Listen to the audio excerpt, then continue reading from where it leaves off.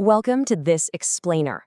Today, we're unpacking a seriously fascinating essay by the author Su Feng, written back in August 2023.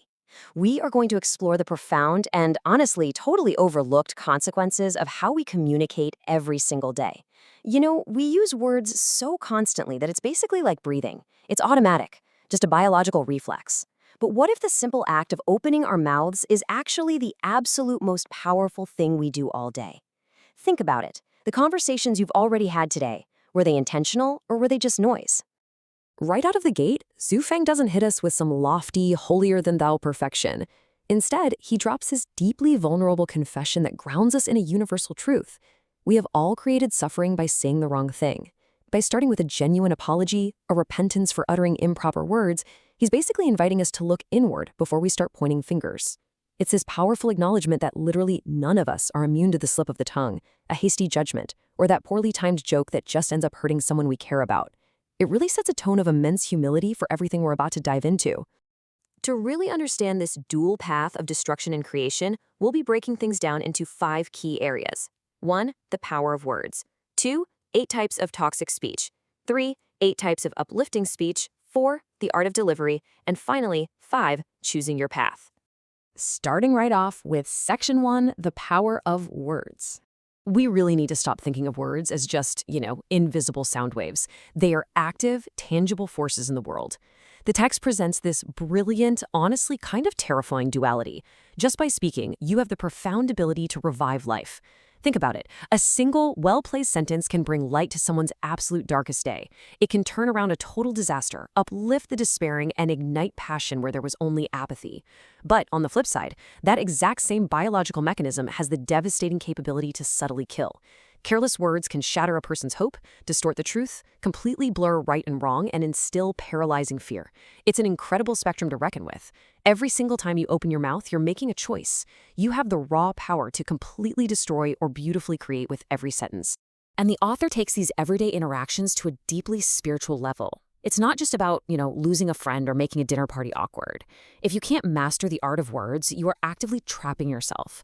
The text points out that careless communication leaves behind boundless karmic obstacles, making escape from the cycle of existence unattainable. To put that into perspective, imagine every harsh word is a literal brick. When you speak recklessly, you are quite literally building a spiritual cage around yourself, brick by brick.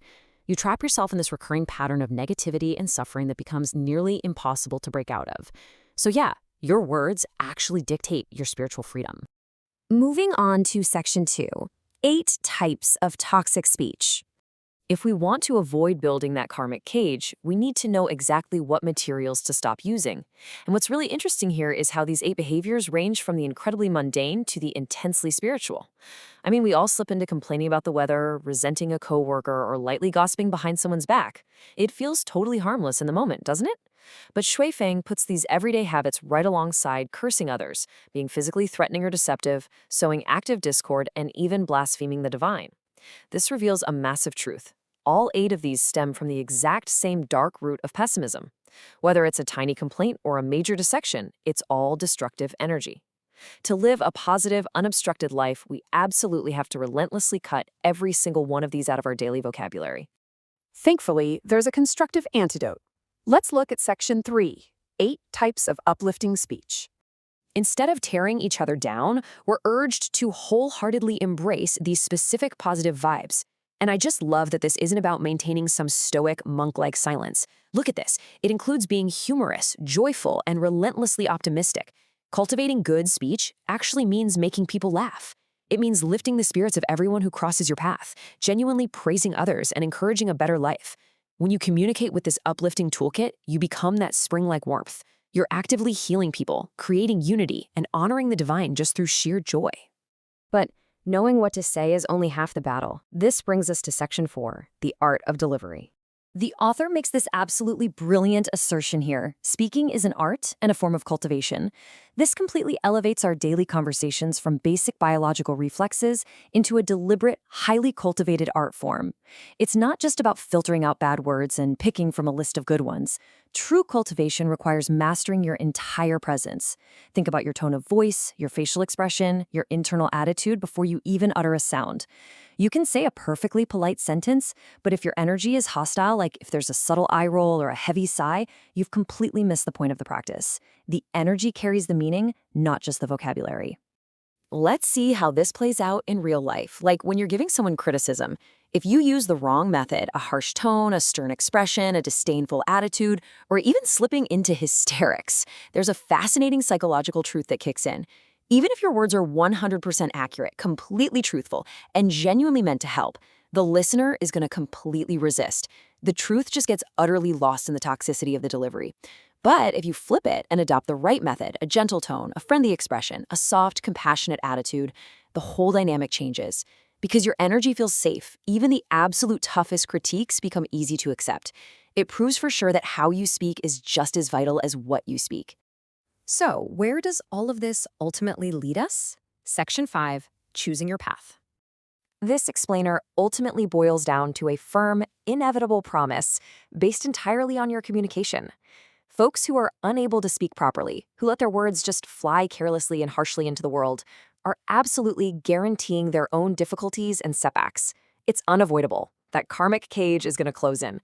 But conversely, those who actively take the time to cultivate this art, who remain articulate, mindful, and gentle, are inherently paving the way for a bright, super advantageous future. The text beautifully describes these mindful communicators as being a breath of fresh air to others. When you walk into a room, people literally feel lighter.